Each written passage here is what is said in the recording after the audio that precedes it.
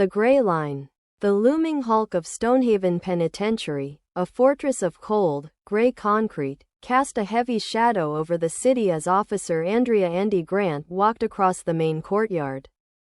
A relentless February wind whipped at her face, forcing her to pull her uniform jacket tighter. She had recently transferred to a new, more intense post, Cell Block C, a maximum security unit housing the most volatile and intellectually dangerous offenders. This was a significant step up, or down, depending on your perspective, after 5 years on the general population blocks. The heavy, steel door clanged shut, the sound a final, metallic verdict. Warden Walter Page, a man whose demeanor was as sharp as his military haircut, led her down the long, dimly lit corridor. "Listen up, Grant," his voice, dry and authoritative, echoed off the dense concrete walls. "Strict protocol. No exceptions. We are past the point of second chances here. Everyone in this block is high risk. Potential danger is the only rule." Andy nodded silently, every sense on high alert. Cells lined both sides of the hall, the air thick with the smell of industrial cleaner, despair, and old concrete. The inmates watched her with a guarded, unnerving intensity. A new presence was always dissected, judged, and catalogued. "Your shift is 7 a.m. to 7 p.m. You're covering the third tier of Cell Block C," Page concluded, handing her a heavy, important ring of keys and a laminated clearance pass. "Lieutenant Marcus Miller will be your supervisor. He will brief you on the specifics." She gave a sharp salute. These were the solitary confinement cells, reserved for inmates deemed too influential or too great a liability for the general population. Andy began her slow patrol, her boots crunching slightly on the sterile floor, acclimatizing to the profound silence punctuated only by the occasional cough or scrape of metal. From cell number 312, a soft, melodic sound drifted out, a deeply moving, if slightly off-key, humming of Beethoven's Moonlight Sonata. Intrigued, Andy paused and peered through the observation slot.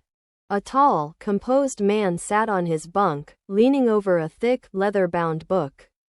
As her footsteps momentarily ceased, he looked up, and Andy met the most unnervingly intelligent eyes she had ever encountered, bright, almost translucent gray-green eyes that regarded her with a tranquil, scholarly curiosity. "Good morning, officer," he said. His voice was soft, cultivated, and carried a slight, almost European accent. A most welcome new face in this perpetual monotony. Andy noted the way he spoke, the impeccable state of his prison whites, and the small stack of literary classics neatly arranged. Everything about him screamed of a past life and a defiant dignity preserved even within these walls. "Inmate number, please," she asked, using a tone of forced neutrality to mask her interest. 24,785, Nicholas Nick Vance, he replied, giving a slight, utterly out-of-place nod, as if acknowledging a formal introduction. In the subsequent weeks, Andy found a strange rhythm in Block C.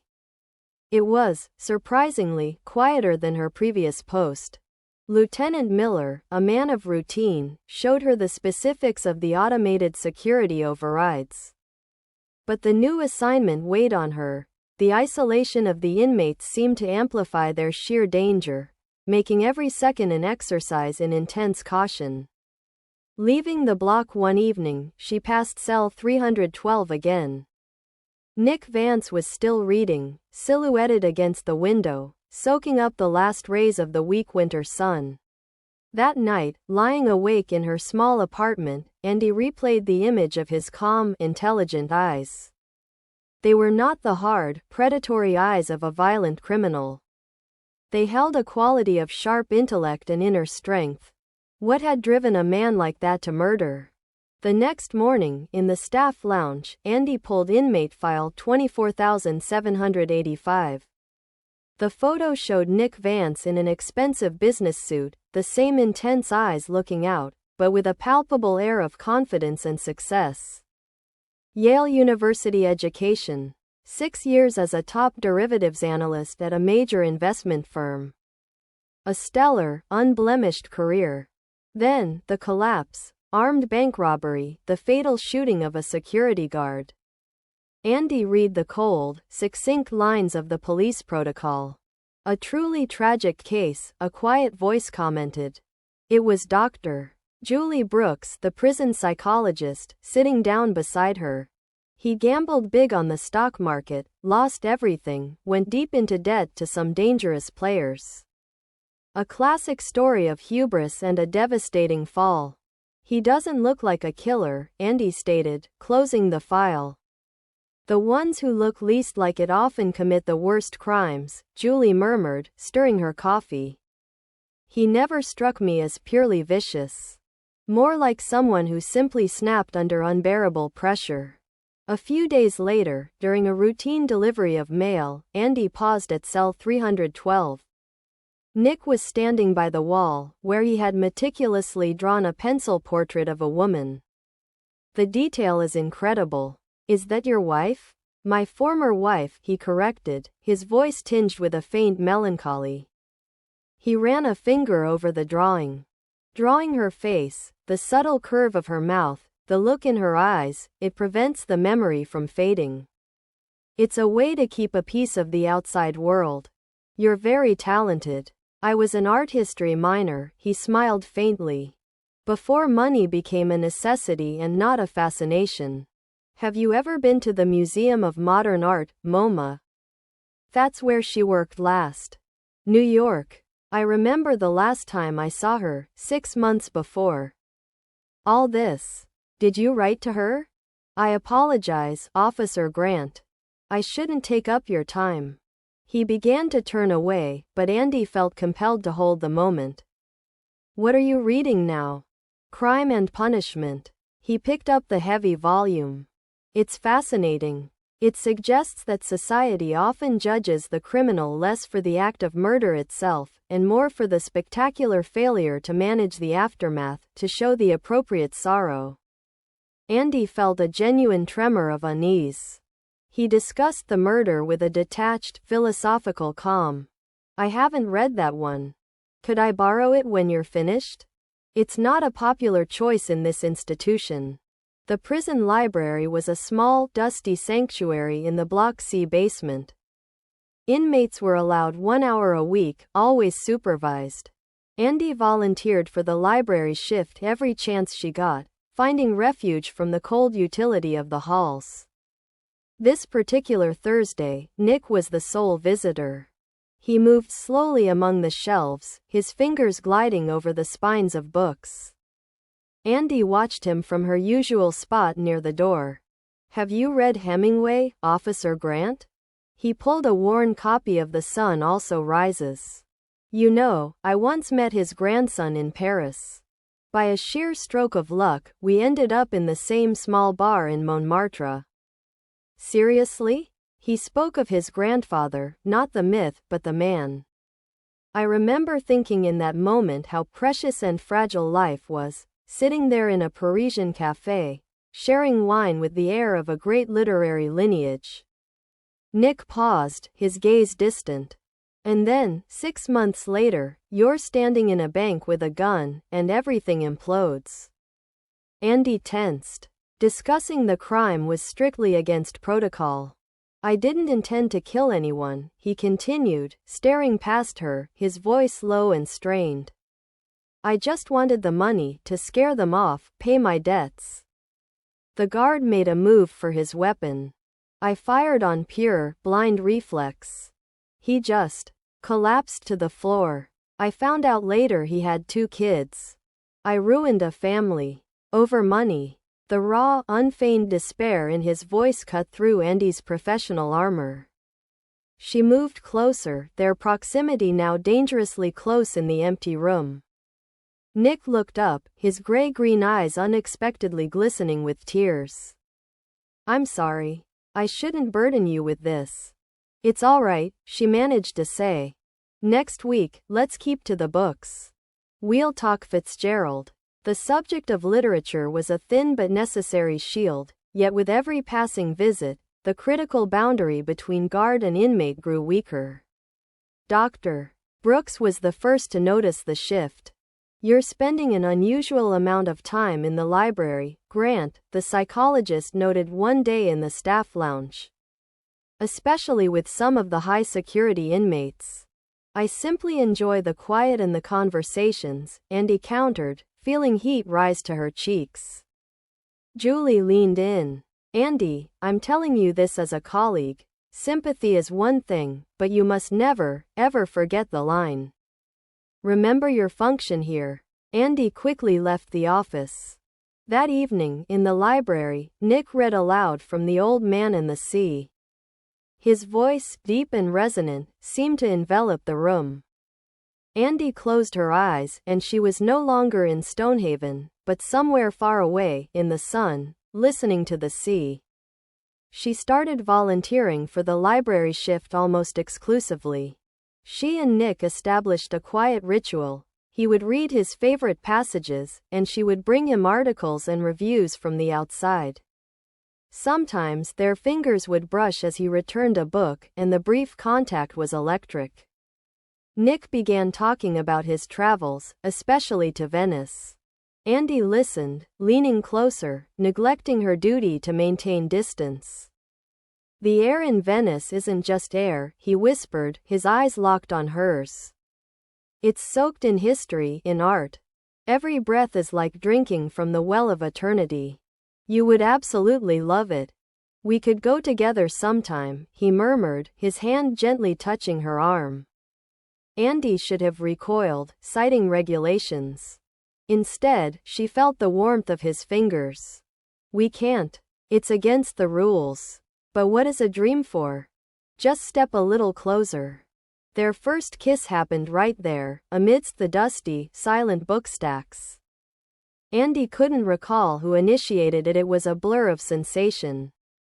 His lips, his hands, the whispered declarations of his need for her. She stood under the cold stream of the shower that night, desperately trying to wash away the corrosive guilt.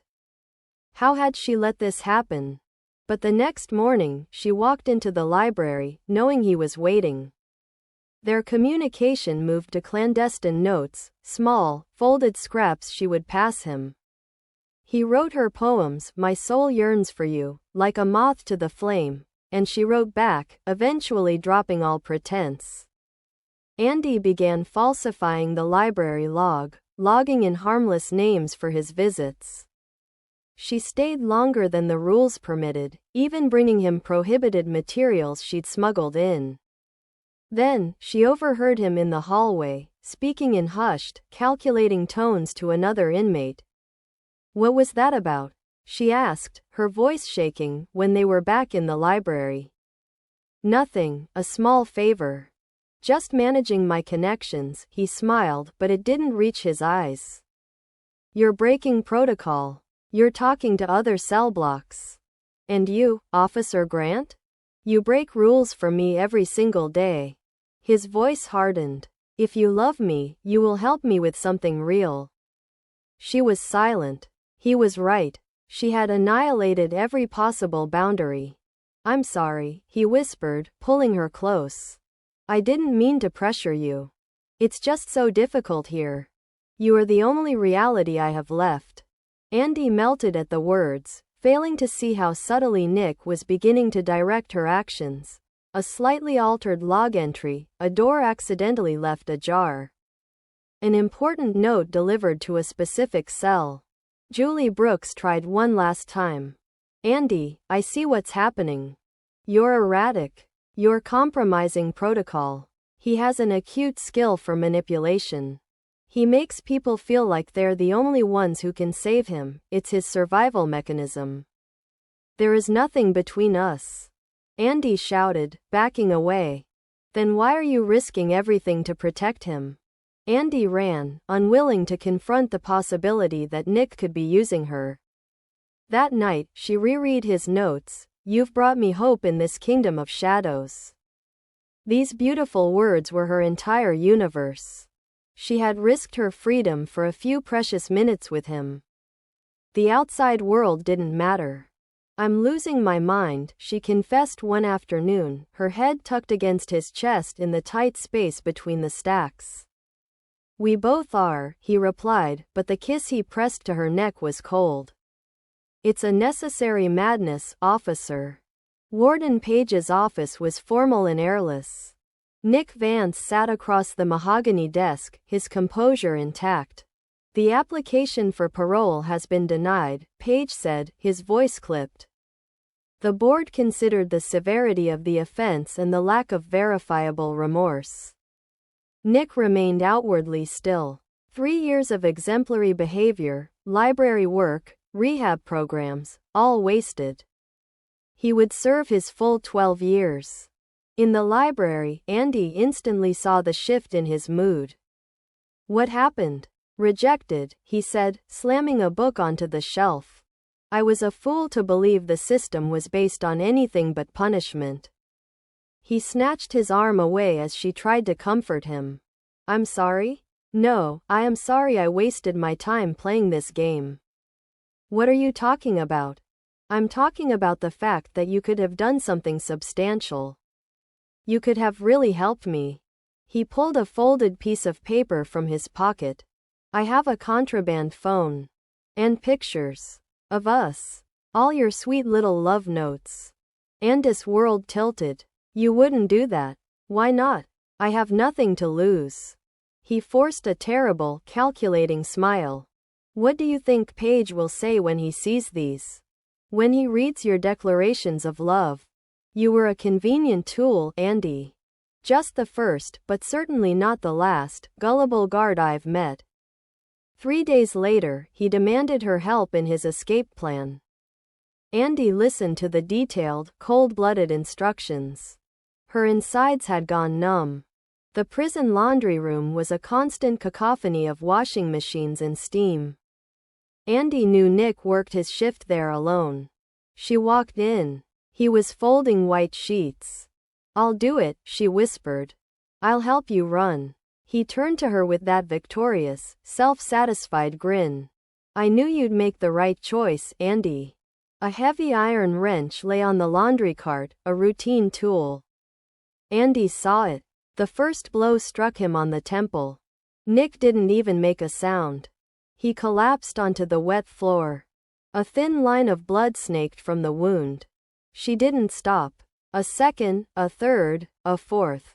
The sound of the repeated, sickening impacts was masked by the violent churning of the machinery. Andy methodically wiped the wrench clean and returned it to the cart. She checked the security cameras. Clear. She then falsified the log entry, placing Ray Harris, a known violent offender had fought with, in the laundry room at the time. The perfect crime. The body was found an hour later. Sirens wailed. Andy stood with the other officers, watching the scene. How awful, she murmured to Julie Brooks. He seemed so quiet. Julie looked at her, her gaze long and searching, but said nothing. That night, Andy burned all his notes, watching the ash drift away. My soul yearns for you, like a moth to the flame. The bitter reality was the only thing left. Detective Abe Harrison, a seasoned investigator from the Major Crimes Unit, arrived at Stonehaven. He found the crime scene too neat, the weapon too perfectly placed. He and Julie Brooks slowly pieced the timeline together, the parole denial, the subtle shift in Nick's behavior, the frantic entries in Andis' log. The conveniently timed camera failure, and finally, the damning, passionate love letters found in Nick's false bottomed mattress. The letters told the story of an escalating obsession, of Andis' dreams of Venice and freedom, and Nick's final, cold betrayal when he chose blackmail over love. In the small interrogation room, Andy Grant sat across from Harrison. We found the letters, he said, placing them on the table. She didn't move. He threatened you with them. With the pictures on his phone. He told you that you were just a tool for his escape. Harrison watched her closely. You had falsified the log entry for Ray Harris. The handwriting matches yours on the letters.